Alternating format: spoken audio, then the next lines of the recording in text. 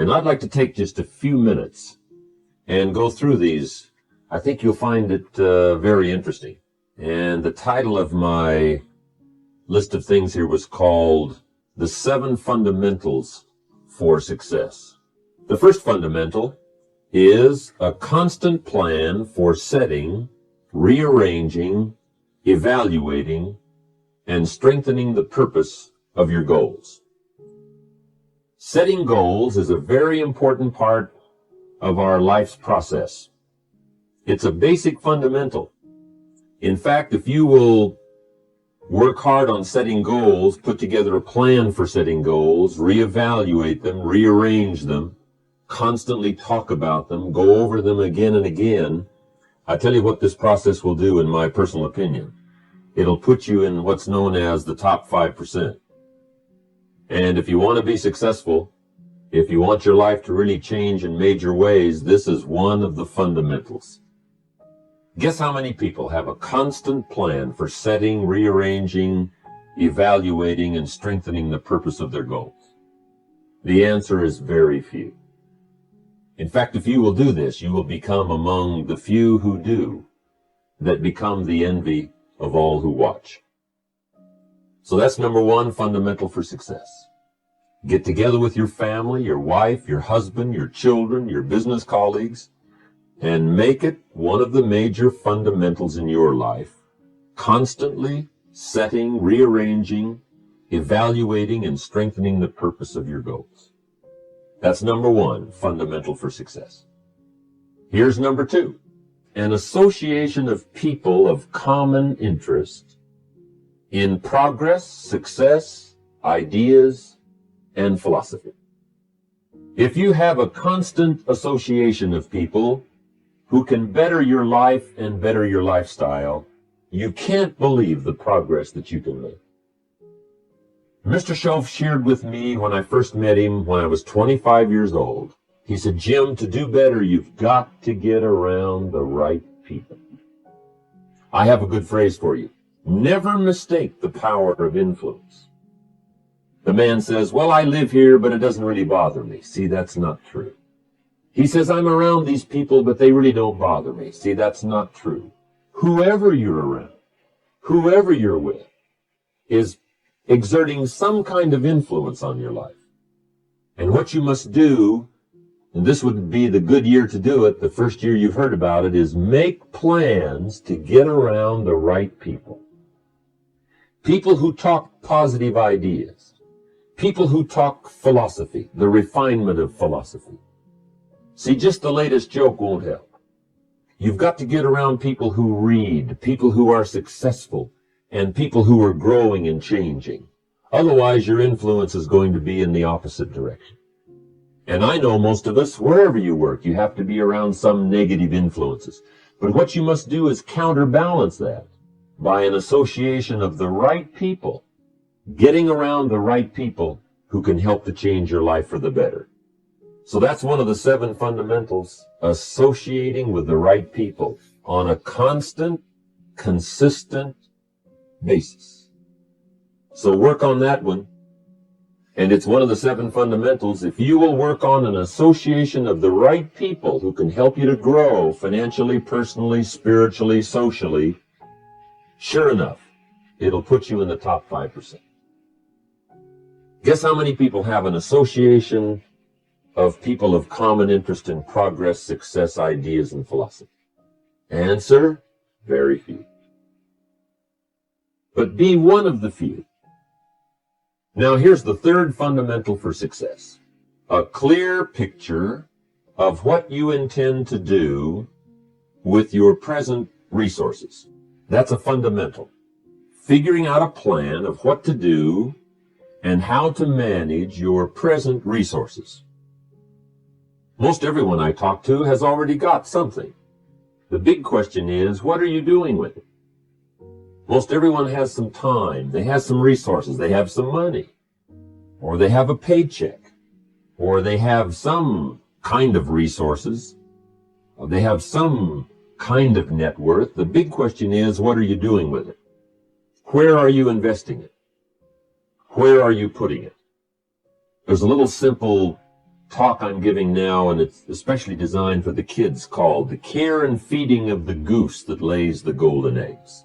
First of all, you've got to understand about society and about money. You've got to understand how to earn it, where to get it, where it comes from, and the importance of managing it. Kids ought to be taught from the time they're just small what to do with the dollar. If a child has $1 and goes and spends it, right away they've developed the wrong habits. And sure enough, if they continue those poor management habits over the first $1, you can imagine they're probably going to do the same poor things with those same dollars when they get older. The plans we learn when we're small, sure enough, are most often the plans we follow the rest of our lives. What to do with your money and where to put it. We teach in The Care and Feeding of the Goose That Lays the Golden Eggs, you've got to be a happy taxpayer. You've got to make sure some of your money goes into financial institutions so that successful people can borrow it and start other businesses that employ more people. You've got to make sure that you give some of your money for charity.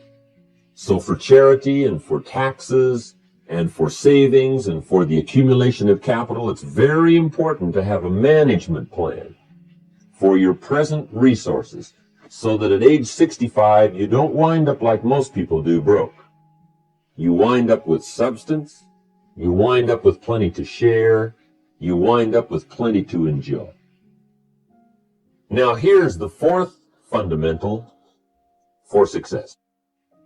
You need a plan, a detailed plan for the use of your work time. We call it a game plan. Most people try to design tomorrow and next week and next month in their head. They try to just decide what they're going to do. And most people don't even think that far ahead. They think, I have to get up in the morning and go to work, and that's about the extent of it. But a game plan for financial independence, a game plan for your work time, a game plan for your personal time. The family needs a game plan so that you won't miss some of the important things that are helpful to your life and to your success. The kids need a game plan. Mom needs a game plan. Dad needs a game plan. You need a business game plan. You need a game plan for your office. If you're in business, a game plan for your business. A detailed plan for the use of your work time. In the leadership seminar, we talk about how to put together this detailed plan for the day and for the week and for the month. How to stretch out a plan for 6 months and for a year. In doing business around the world, we found that you have to detail the plans in great detail. Otherwise, sure enough, you're going to miss something. And I can promise you that a detailed plan for the use of your work time will put you in the top 5%, because most people don't have one. Now, here's the fifth fundamental for being successful. Number 5 is consistent plan for the gathering of knowledge. Most people get ideas just spasmodically, or when someone happens to come by, or they just happen to hear someone, or they happen to read a book that might have some ideas that could help to benefit their life. What I'm saying is we all need a consistent plan for the gathering of knowledge, a consistent plan for going to the library, a consistent plan for attending the lectures, attending the seminars. When you listen to a sermon, make sure you've got your journal to take notes.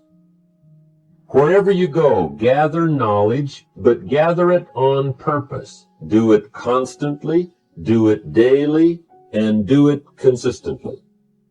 We need a consistent plan for reading books. Most people just read books haphazardly, spasmodically, or most people just don't read at all. Or they don't have a good plan for reading the right books. Sure enough, the man reads the comics instead of the classics. And he misses all the things that could really benefit his life because he doesn't have a plan. Here's a good thought to consider. Rarely does a good idea interrupt you. Good ideas must be pursued. You must go where they are. You must seek them out. And there's an important Bible phrase that says, if you seek, if you search, you will find.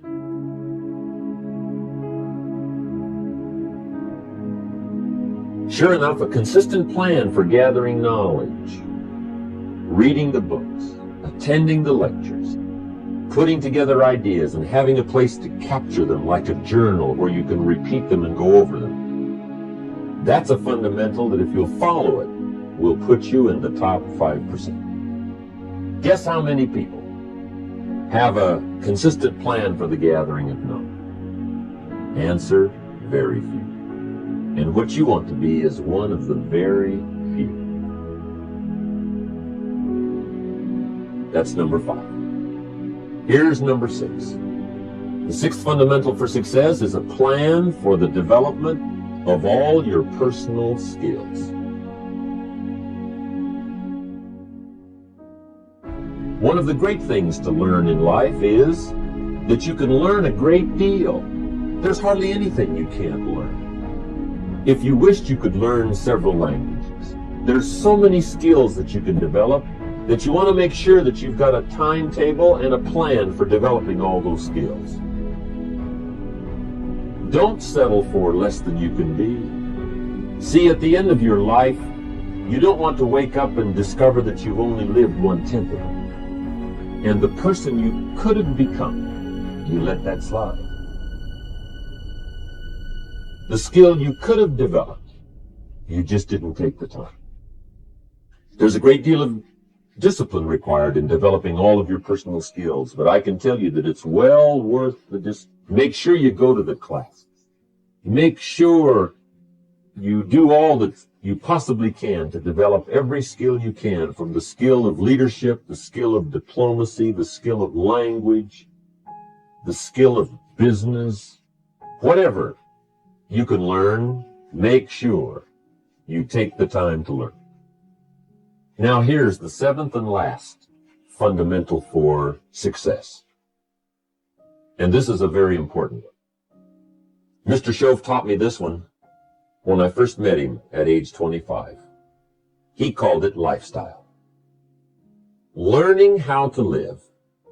The 7th fundamental is a constant plan for figuring ways to live uniquely and to enjoy your present substance.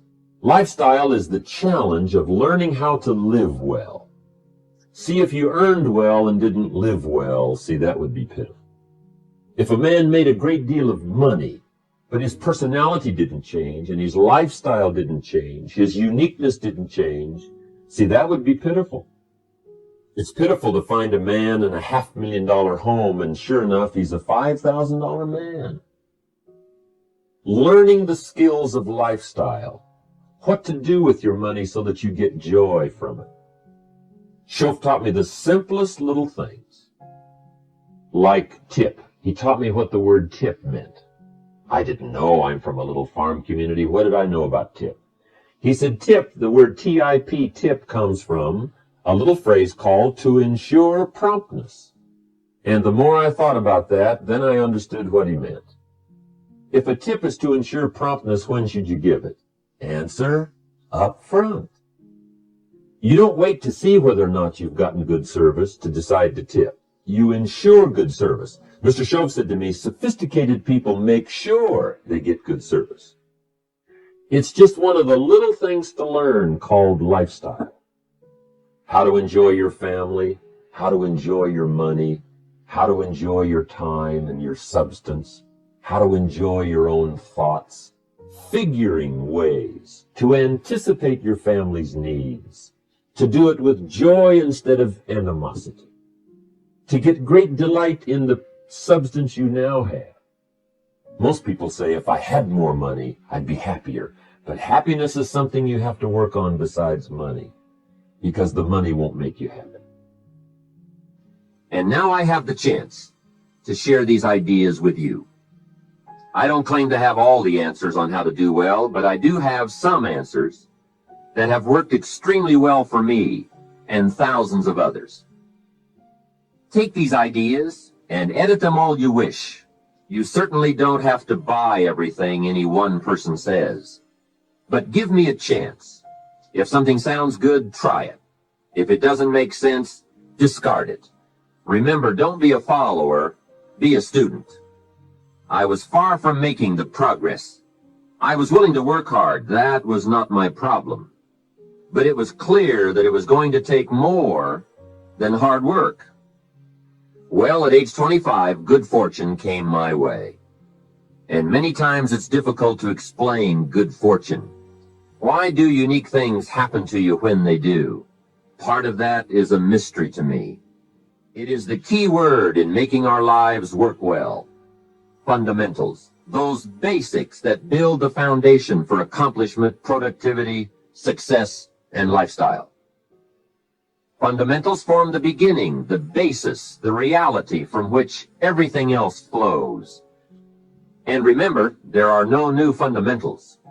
Fundamentals are old, well established. Beware of someone who claims to have a new fundamental. That's like someone who claims to manufacture antiques. We would have to be suspicious, right? So fundamentals, basics, they are so very important to understand and consider and practice if you wish for the good life.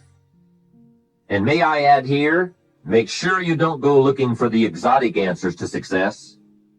Success is a very basic process. It doesn't fall out of the sky. It doesn't have any mysteries, nor does it fall into the realm of the miraculous. Success is merely a natural result that comes from the consistent operation of the practical fundamentals. As someone wisely remarked, to be successful, you don't have to do extraordinary things. Just do ordinary things extraordinarily well. Humans also need words. Words nourish the mind. Words give life. Words create insight. Because there's more than one way to see. If we see with our eyes, we call that sight. But there's another way to see called insight. That's why we come, gather for a couple of days, attend the classes, go to the training, read the books, do all the stuff, is to develop more insight. Letting our mind be nourished to think, ponder, and wonder, and conceive ideas, projects, purpose. Give structure to something for the future, whether it's better health or better career, better future. Next, the mind needs to be exercised. We talked a bit about that earlier. Exercised by debate. Exercised by reading both sides of the debate, both sides of the question. Major life issues, major political issues. Don't leave yourself out of the great debate.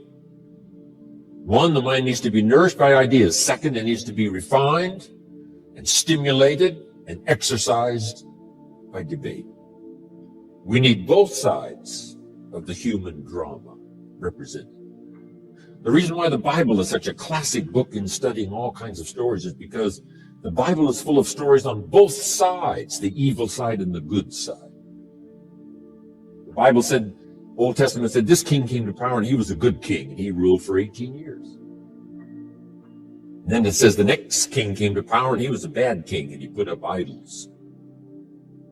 He became the bad king. So it reads good king, bad king, showing both sides of the human spectrum and drama. Some stories that we read in the Bible of people to admire, others are people to despise. In your library, you need a book on Gandhi and you need a book on Hitler. One book to show you how noble someone's aspirations can be, and the other book to show you how despicable and how evil someone's goals can be. Both sides we study, good and evil, one we love and one we hate. We study illness, we study health. Someone says, well, you can't study the negative things. You have to study the negative things. You have to give voice to and mind to and time to both sides of the issue so that you can strengthen your side of the argument. Then our personal philosophy needs to be developed so we can see the opportunities on the other side so we can maximize those. And for the balance of your life, that's going to be the twin challenge in developing ideas and philosophy and strengthening all of it so that you can avoid the dangers, maximize the opportunities.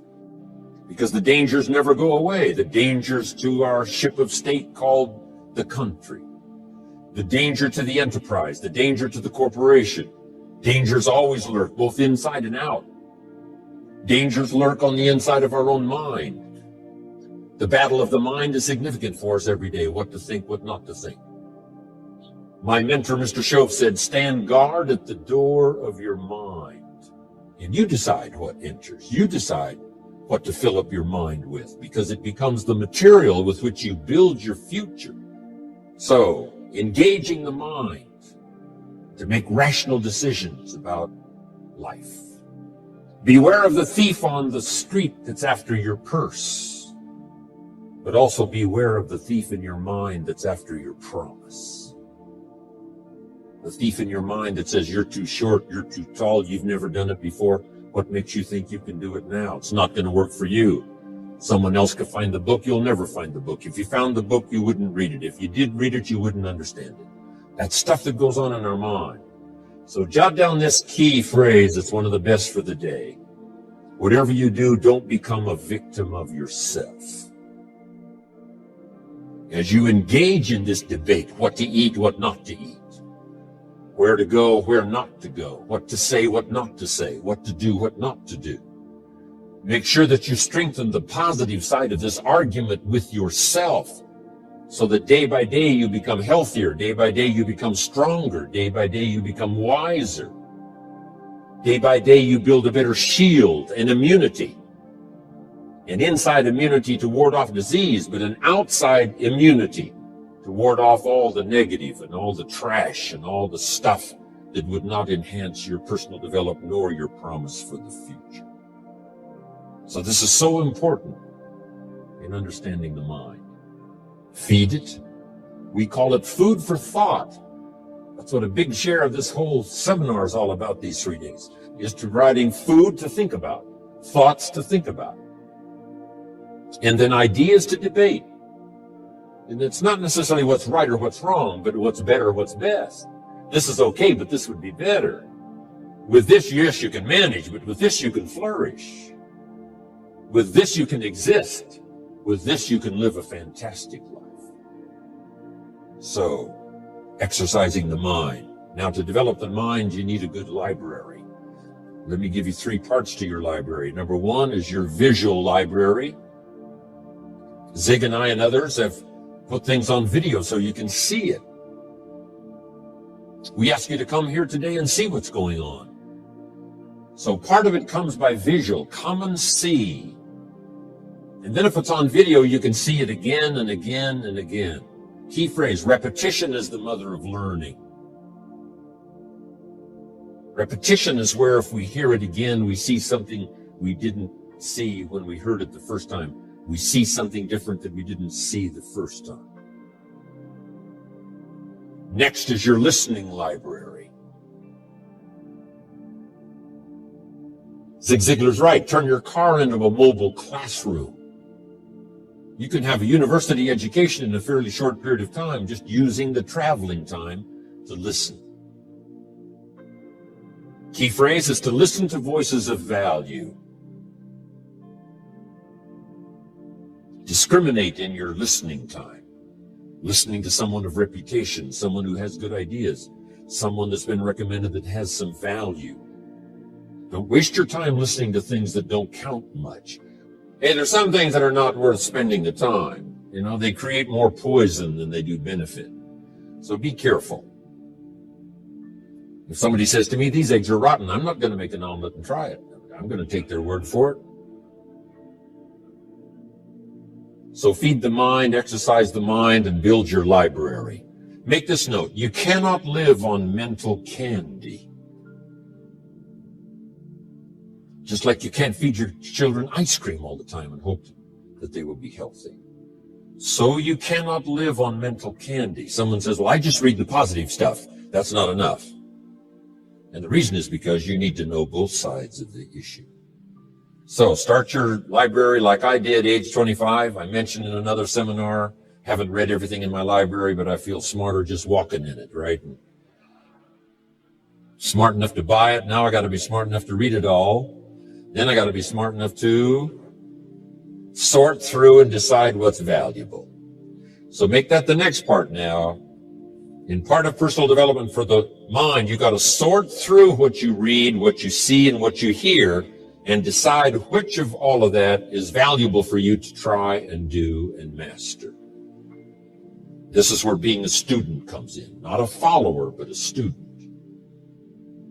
You read one book on good health and it says, do what this book says, you'll live forever. You read the next book on health and nutrition and it says, if you do what that first book says, you'll die young.